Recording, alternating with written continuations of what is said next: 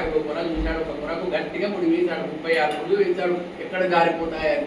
అందుకే పూర్వకాలంలో పైసలు బాగా తక్కువ ఉండే, పైసలు బాగా జాగ్రత్తగా బట్టువాన్ ఉంటుండే. పూర్వకాలంలో పంచతో చేసిన బట్టువాన్ ఉంటుండే, దాంట్లో దాపెట్టుకునేవారు పైసలను.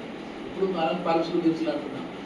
అది పట్టుకొని పోయినాడు. పోగానే ద్వారపాలకుడు, ఏమయ్యా ద్వారపాలకుడితో అన్నాడు, ఏమయ్యా నేను కృష్ణుడి యొక్క బాల్య స్నేహితుడిని అన్నాడు. అంటే అప్పుడు ద్వారపాలకుడు ఏంటంటే, మా కృష్ణుడు ఎక్కడ, నువ్వెక్కడ, దిశగాడిలాగా నువ్వున్నావు, అపరపు వేరుడు మా కృష్ణుడు, ఏం మేము పిచ్చివాళ్ళం అనుకుంటున్నావా? లేదయ్యా, ఒక్కసారి తిరుగుండి చాలు నా కృష్ణుడిని అన్నాడు.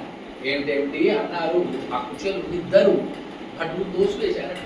కింద పడ్డాడు. కింద పడగానే కృష్ణ అన్నాడు. అంతే. పైనుంచి ఎంత కృష్ణుడు చూశాడు. ఆనంద బాష్పాలు కార్తీ కిందికి వచ్చాడు. ఆలింగనం చేసుకున్నాడు కుచేలుని. ఏమన్నాడు, ఏమినా భాగ్యం కలయా నిజమానా బాల్య స్నేహితుడు నా అక్కడకు వచ్చే. ఇది కలనా నిజమా? కుచేలా, నువ్వు నా దగ్గరికి నన్ను వెతుక్కుంటూ వచ్చావా?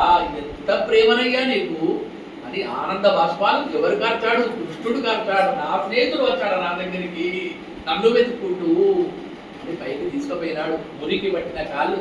అందుకే బ్రాహ్మణుని పాదాలు బ్రహ్మ కడిగిన పాదంతో సమానం. ఆ విధంగా మురికి పట్టిన కాళ్ళను కృష్ణ పరమాత్ముడు ఏం చేశాడు? బంగారు పల్లెని తీసుకొచ్చాడు. పాద ప్రోక్షణం చేశాడు. ఏం చదివాడు? పృథివ్యా దేయాని తీర్థాని ధ్యాని తీర్థాని సాగరే సర్వతీర్థాని ప్రదే విప్రక్ష దక్షిణే విప్రపాద వినుంతం తోయం శిరసిధారయా. తోయం అంటే నీళ్లు, శిరసి అంటే నెత్తు. ఆ నీళ్లను నెత్తి వంటి నీళ్లు కావయ్యా కుచేలా.